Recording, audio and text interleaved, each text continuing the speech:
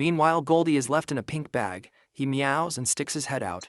Duanya, Union and the Lady Poison Master are backstage for the beauty contest, and Goldie is completely out of the bag and stretching himself. The Lady Poison Master tells them that they should go in. They see other women looking at them. They do not seem too happy. The girls see this and feel a little uncomfortable, and the Lady Poison Master urges them to be calm. He refers to the other ladies as weirdos and assures them that they can win even with their eyes closed. Union thinks everyone is giving them the stink eye. Duanya urges her to be careful. One of the other ladies confronts them, instructs them to stop right there, and asks what they think they are doing, to which she gets a response from another lady who says nothing much. She is wondering if there is someone bold enough to cause trouble here. Yun is amazed by her. It's the superstar Lynn Meyer. Lynn Meyer believes that no one in this contest is qualified to compete against her. She urges her to get lost and makes a threat. Lynn Meyer immediately gets interrupted by Duanya, who calls her out for sleeping with the director. Lynn Meyer had slept with the director to rise to fame, according to Duanya. Lynn Meyer is not very pleased with this revelation. She looks and Duanya and recognizes her. It appears that Duanya was her bestie previously. Lynn Meyer is enraged as her eye glows red and launches towards Duanya with her feet in the air. Intends to land a powerful dropkick on her. As her feet get close to Duanya, she dodges it. She turns around and tries to return a kick, but their feet collides in the air, hanging right above their heads. Lynn Meyer does not expect to see Duanya alive, but Duanya says she is sorry to disappoint her. Union asks Duanya if she had known Lynn Meyer in the past, and this raises confusion in the mind of the Lady Poison Master. She believes that Union should know, as they have been best friends, which prompted her to ask her. Duanya and Lynn Meyer have been friends in the past, but have their differences. As they face off, they begin to recount the times they had wronged each other.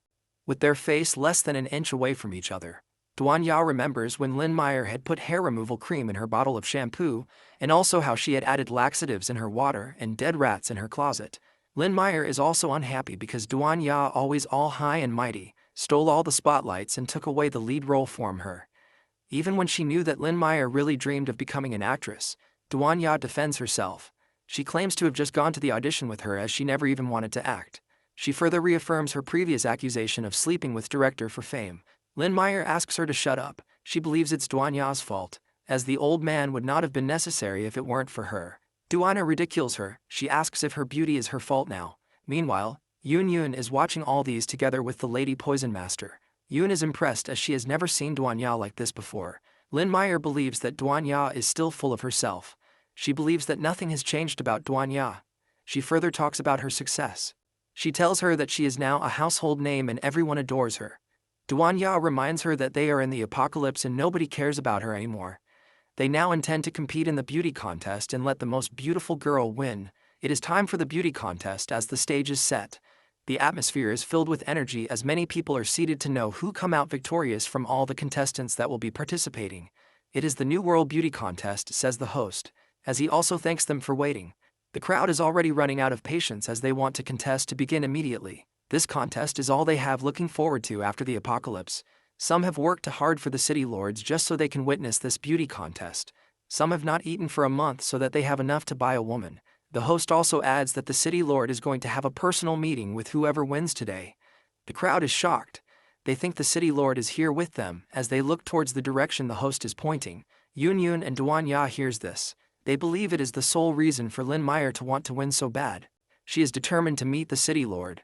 Yun thinks that if they can get to the city lord, they can easily find a blacksmith with his help. Duanya tells Lynn Meyer she must not win.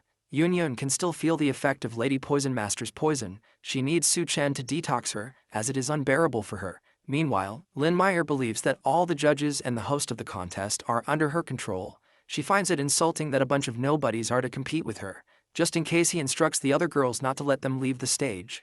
Back at the arena, the host is about to introduce the judges. All three of them are already in position. The one in the middle sees the rest are still standing and asks why they are not sitting. The brother to the One-Eye Lord is on the right side. He complains that his butt hurts ever since he woke up, which makes sitting down painful for him. The One-Eyed Lord, on the other hand, is thankful to Mu Yinxiao for waking them up, as they would have missed the contest. Mu Yinxiao acknowledges and expresses how happy he was to help. Mu Yinxiao had already heard that the One-Eyed Lord and his brother are perverts, but he believes that they are something else. When he woke them up, they were both naked playing man-on-man. It's no surprise to him that their butts hurt. He thinks he has found something that he should not have. He wonders if he is going to be silenced. The host continues with the contest. He is preparing the crowd to see who will win the crown and gain access to the upper ranks of the new world. The crowd grow even more impatient and clamors for the beauty pageant to come out. Meanwhile, at the back of the stage, Yun, Duanya and the Lady Poison Master are getting ready. Duanya senses that the other ladies are coming towards them. They are coming to attack them as Lynn Meyer had instructed them. As they got closer, they made it clear to Duanya and the rest that they are not in for a fair competition. They intend to kill the three of them even before they can set their feet on the stage. They attack them with axes. And this is all playing out as Duanya expected, and she seemed to be ready for them. One of the attackers further reminds them that this is the apocalypse, as they should not expect anything to be fair. And whoever has the bigger fist makes the rules. Yun wishes to handle them as she refers to them as grunts. She uses her ability and grows bigger as she now wants to see who has the biggest fist. The first lady who launches an attack gets thrown off, and this shocks the rest of the girls. They are stunned by Yun's size. Yun bends towards them as she intends to blast them all to the skies.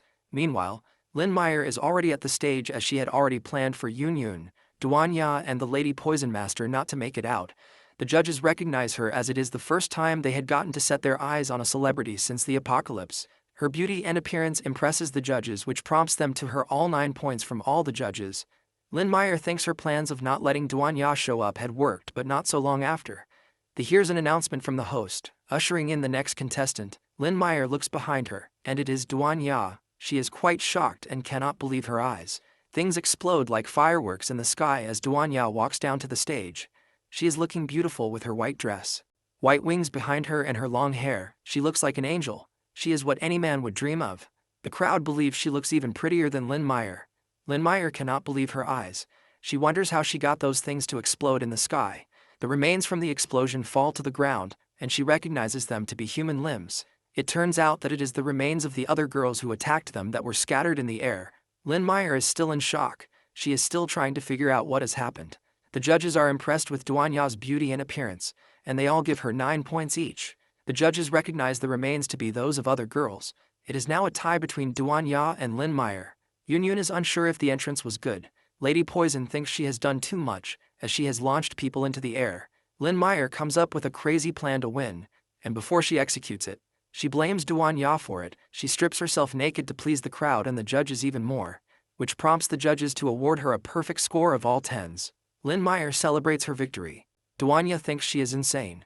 The city lord instructs one of his maidens to send down the identity cards, which she does, carrying them on a platter. She gets to the stage and tells the judges that she had been instructed by the lord to issue these ID cards quickly. She gets Lynn Meyer and Duanya to hand them the ID cards, and Lynn Meyer wishes to meet the city lord.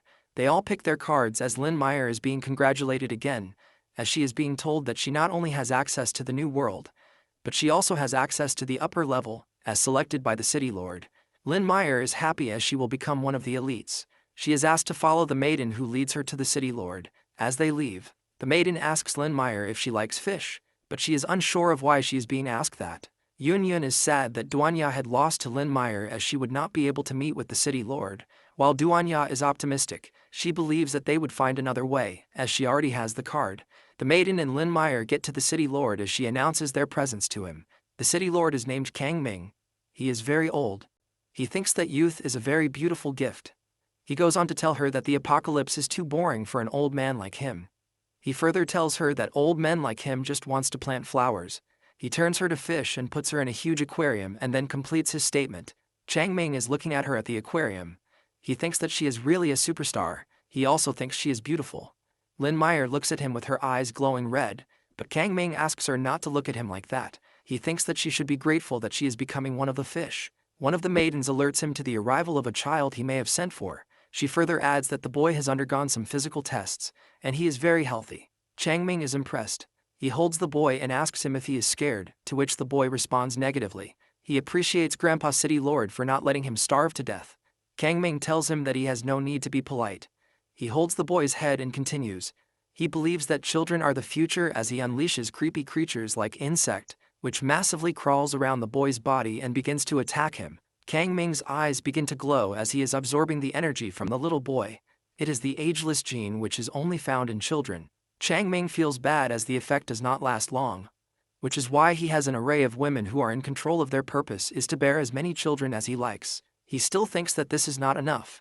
He needs more crystal cores to upgrade his abilities. He says that the apocalypse had made a decaying old man like him a ruler.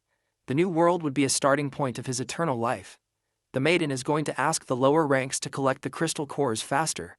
Kang Ming is happy with this. He also urges her to deal with the defective women below, and she agrees. Meanwhile, Duanya and Yun Yun have been intoxicated again by the poison of the Lady Poison Master. The purpose is to prevent them from getting brainworms. Duanya thinks her poison is so annoying and so uncomfortable, as they keep rubbing their bodies against each other. Lady Poison Master further affirms that they have to bear it to keep them safe from brainworms. Duanya tells the Lady Poison Master that she has the ID cards, and she needs her to take them into the city. Soon enough, they get confronted by the One-Eyed Lord and his brother, who intend to sleep with them for gain. His brother starts by admiring them as it is rare to find beauties like them, especially during the apocalypse. The One-Eyed Lord and his brother has come to buy them both. Duanya is not sure of what they mean by that, but the Lady Poison makes it clearer to her. She reminds Duanya of when she said that women are just a resource in the new world. She goes on to tell her that having ID cards does not change much. The One-Eyed Lord and his brother are willing to offer 2 crystal cores, one for each lady. They further explain how valuable crystal cores are, as no one has ever offered something of such value, but they are able to do so because One-Eyed Lord and his brother are already strong. They believe Yun Yun and Duanya are very addictive. Judging from their last experience, Duanya uses her powers to remind them that they had slept with each other and not with them. They recall the disturbing moments from the encounter, which traumatizes them. Back in the forest, a young man walks to the nest of the spider that Su Chen had already killed. He sees that someone had already beaten him to the crystal core, but luckily for him, he is not there for the crystal core. He takes the legs of a couple of spiders and hopes it is enough. He notices someone behind him. He turns his head, and it is Su Chen, who has made a fist and is about to punch him, and makes a fist to punch Su Chen too. But they fists collide, leaving a powerful explosion. The young man notices how strong Su Chen is and tells Su Chen his intentions. He is not here to steal the core or fight Su Chen. Su Chen asks why he should believe him, and the young man further affirms that, admitting that he knows that Su Chen is powerful, also telling him that he is also strong, because if he goes all out, it might not benefit him either. He further makes it clear that his target are those spider legs. He also suggests that they could be friends too. He introduces himself as his name is Wang Song. He would be forever grateful if things goes as planned. Su Chen recognizes him from a past life. He was the Black Blade King. He wonders what he is doing here, as he thinks he is also looking for a forger in the new world. Su Chen agrees to be friends with Wang Song. He also tells him that he can keep the spider legs. Wang Song appreciates. Wang Song also asks Su Chen about his own intentions and also asks for his name. He introduces himself and adds that he heard about the new world and how decent it was, so he came. Su Chen further asks why he needs the spider legs, and Wang says that a friend had asked for them. Wang further states that he has urgent business, and he needs to take his leave now. Before he leaves, he urges Su Chen not to touch the identity cards. This he considers a tip.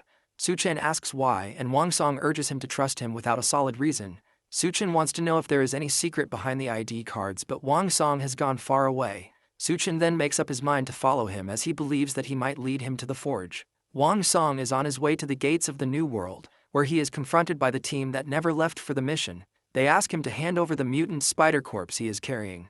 The team is happy that they listened to their big brother. They are also happy that someone actually came through with the corpse of a mutant spider. They try to threaten him into submission. They are going to harm him if he does not cooperate. Wang Song is surrounded by these men. None of them notices that he is only carrying mutant spider legs. They all go in for the attack, but he immediately destroys them all effortlessly. He thinks they are annoying as she leaves. Su Chen witnesses this, and he is not so impressed. It is expected of a past life powerhouse already at tier 3 or maybe peak tier 2, same level as Su Chen. He believes that if he absorbs this core that he would be able to break through tier 3, although there would be side effects. Su Chen is being handed an ID card as he had brought back the corpse of a mutant spider. The soldiers at the gates congratulates him as he has become a member of the new world. He wonders why he was told not to touch the ID cards. He notices something strange with the ID cards. It starts to emit black smoke. The consciousness space lady then comes out. Su Chen asks her how she had gotten out, and she explains. She had noticed a swarm of brainworms burst in, and she wonders what Su Chen must have done for this to happen. She had wiped them out quickly at this time. Su Chen wonders if this is a brain invasion, as he notices his card still emitting black smoke. She tells him that the card is a brainworm transmission medium. She fears that Duan Ya and Yun Yun might be in danger now. Meanwhile, the city lord Kang Ming is disturbed, which prompts the maiden to ask what the problem could be. He believes that someone tried to sneak into the inner city, and he thinks Duanya, Yunyan, and the Lady Poison Master are accomplices. While at the arena, the girls are still with the one-eyed lord and his brother. They had just been visually reminded of how they both made love to each other, resulting in their inability to sit down. Yunyan cannot seem to endure the effects of the poison. Lady Poison Master urges her to stay calm as the poison is probably killing the brainworms. She tells her to stay composed, just like Duanya.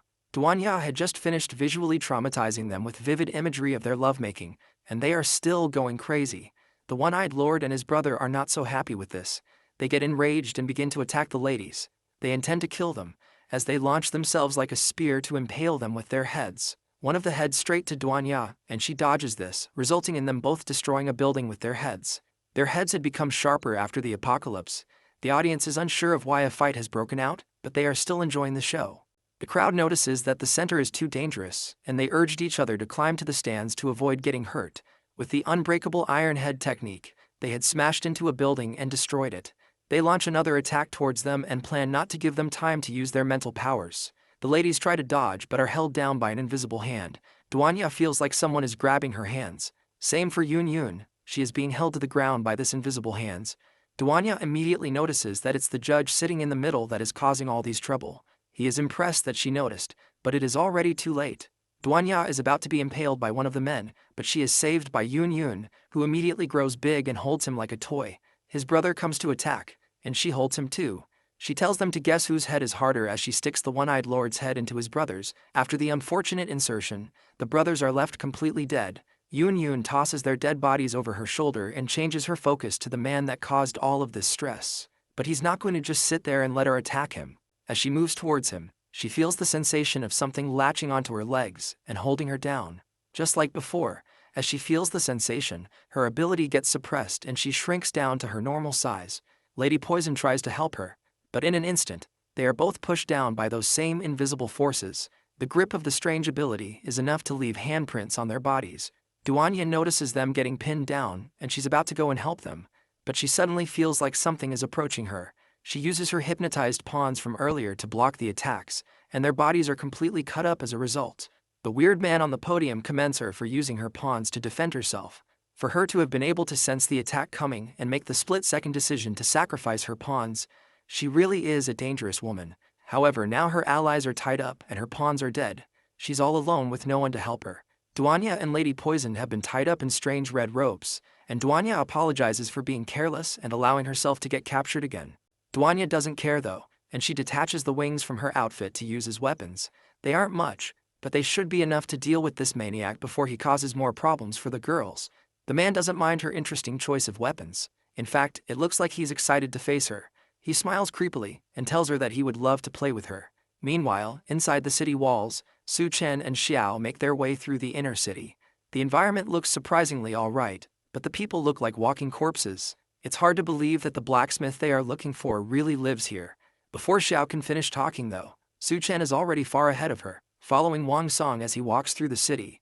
Wang Song makes his way through the alleys and eventually walks up a flight of stairs. At the top, he meets a woman who is smelting something on a forge. He announces that he has found the Spider Queen's legs that she was looking for. With the Spider Queen's legs they can go and save their grandpa and finally leave the inner city for good. Wang Song drops the spider legs on the ground, and she takes them to the forge to use them and craft new equipment.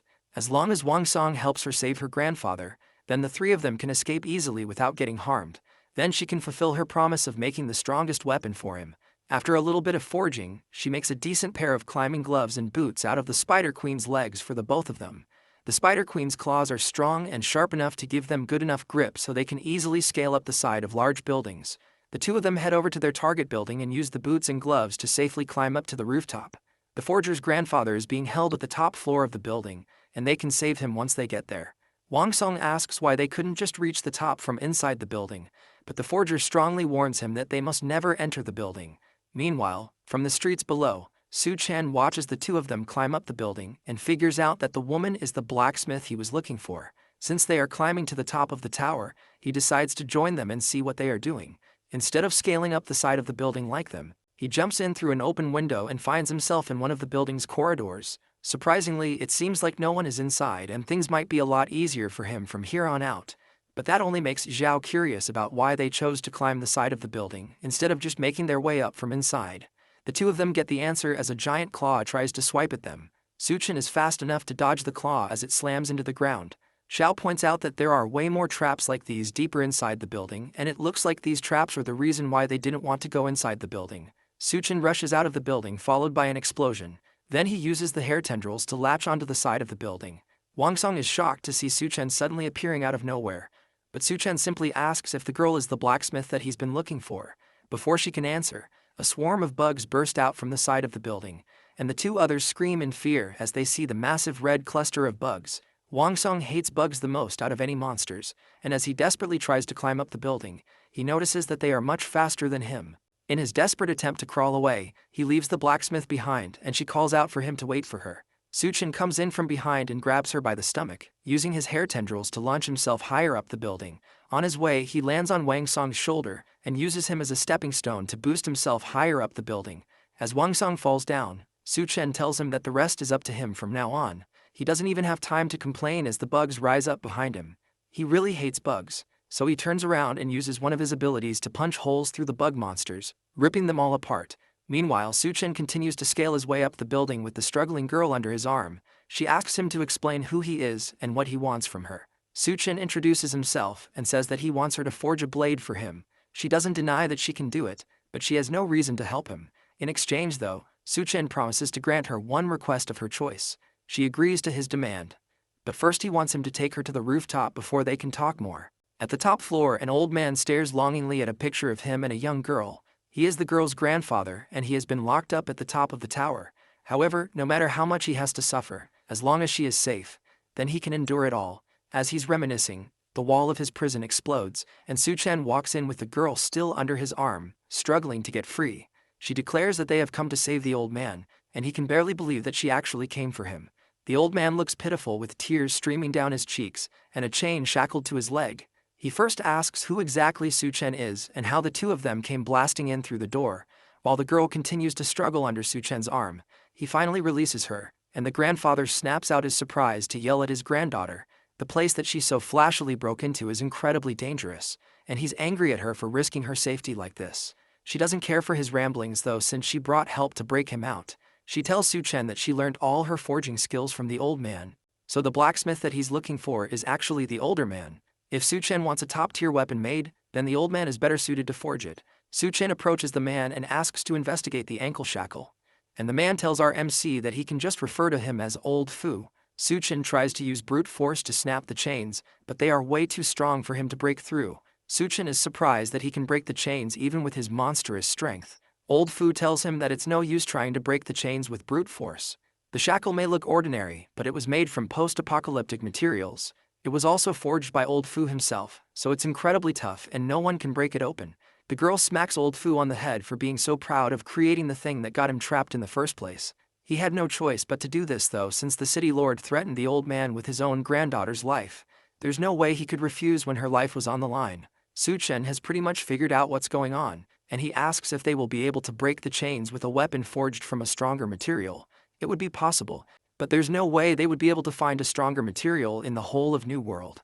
Suchen already has the stronger material they need, and he reaches into his subspace to summon the strong stone ore he got recently. The stone holds a power that even Old Fu has never felt before. Just from touching it, he can tell that the stone can forge a blade which will definitely be able to cut through the shackle. The problem now will be refining a raw stone of this level, which is an extremely difficult task. The old man should be able to do it, but he needs Suchen's help for that. They head over to another part of the prison where Old Fu can get some work done on the stone. The main reason that the city lord locked him up in the first place is to force him to make weapons from the mutated materials, because the materials are unique. The tools that he uses in his forging are custom made for extremely fine forging. Just the bellows used to power the furnace are so huge that the girl isn't able to move it at all. Normally it takes 10 people to operate such a massive thing, but they all ran off to watch the beauty contest. So today, Suchen has to do all the work. It's no problem for our MC though, and he takes off his shirt, revealing his layers of muscles underneath. Old Fu hopes that the muscles aren't just for sure and leaves the bellows to Suchen. For now, they need to raise the temperature of the furnace and then throw the raw stone into it to melt it down. Once the stone is in the furnace, then they can't stop the smelting process under any circumstances. Otherwise, the raw stone will end up melting into useless scrap. Old Fu goes to sit down and wait while telling Su Chen to start charging up the furnace. There's no rush to get started on the forging process. Even for an ability user, it usually takes at least 3 hours for the furnace to heat up enough for them to start forging. However, Su Chen isn't just a normal ability user. With one push, he's able to raise the temperature of the furnace instantly to a level that Old Fu has never seen before. It's hard to believe that Su Chen is even a human. The room becomes incredibly hot as Su Chen works to power the furnace with his brute strength. The blacksmith girl can't even take a second to wipe the sweat from her brow because it's time to push the stone into the furnace. They both work together to push the stone in, and the heat coming from it is almost unbearable for both of them. But finally, they are able to force the stone into the furnace with their joint effort. Now that the stone is in, all they can do is wait for it to melt down enough to be forged into the sword. As they work on the smithing, an old man is pushed into the room by a bunny girl. It's the city lord, and he demands to know who dares to trespass into his tower. As soon as the blacksmith girl hears that this newcomer is the city lord that locked her grandfather up in the tower, she picks up the closest blade she can find and jumps towards him to land a killing blow. Before it can connect though, the bunny girl behind him grows spider legs on her back and uses it to attack the smithing girl, sending her flying backwards. After barely managing to block the attacks, two of the girl's spider claws also double as sharp blades, and she presses one of the blades uncomfortably close to the smithing girl's cheek for daring to show disrespect to the city lord. Then she raises her hand to kill the girl in one swift move. Before the sharp blade can connect with the girl's flesh, a fist comes flying out of nowhere, knocking the bug bunny girl away. It's Wang Song, and it seems that after fighting off all the bugs from earlier, he has finally come up to join the party. The bunny girl bounces off the ground from the impact, but she gets back up almost immediately. Enraged that someone would dare do something like that to her out of nowhere, she tries to kick off the floor and brings a sharp high heel up to Wang Song's face, but he effortlessly dodges the attack and manages to catch the bug girl by the waist before she can go running away. Then he squeezes her body as tightly as he can, causing her to yell out in pain, before she splits in half from the force of his death hug. Just like that, the seemingly powerful bug bunny girl is dead. Old Fu and Su Chen are both surprised by the level of power from Wang Song, and the smithing girl can barely believe that the girl is lying dead right under her. Wang Song doesn't turn around as he asks her whether she's alright. In that moment, he looks extremely cool to the smithing girl who can't help but blush at the sight of her brave savior. He turns around when he hears her whisper how cool he is. But as he does so, he notices a bug crawling up his back. It's probably one of the many bugs that he fought against earlier, and he drops his cool pose to wriggle around in terror as the bug falls off him. The smithing girl quickly uses her sword to take care of the bug, while Wang Song still flails around in terror. She shows him that she has taken care of the bug and he doesn't have to worry anymore. Then she thanks him for saving her earlier with a blush still plastered on her face. Wang Song quickly rearranges himself and thanks her too for saving him and being really brave. As the two of them compliment each other, the city lord who has been watching this entire thing finally speaks up. There are consequences for killing one of his people, and he's going to show them an example of those consequences. Wang Song walks up to the city lord who looks way weaker than he was expecting. That weak figure immediately starts to morph as he comes closer, growing several insect-like tendrils and body parts from all over his body. In an instant, the once weak-looking man transforms into a terrifying-looking centipede monster that towers over everyone in the room. Since his true form has been revealed, there's no reason for him or his subordinates to hide themselves any longer. He calls for everyone in hiding to come out and slaughter everyone. Back with Duanya, the man she's facing reveals his disgusting-looking tongue as cockroach antennae grow from his head. He laughs as he realizes it's time for him to go crazy with his power. He tells Duanya that since the city lord has given the order for them to go crazy, then he won't be able to dance with her anymore. Instead, he has to make sure to hurry up and let all of them die.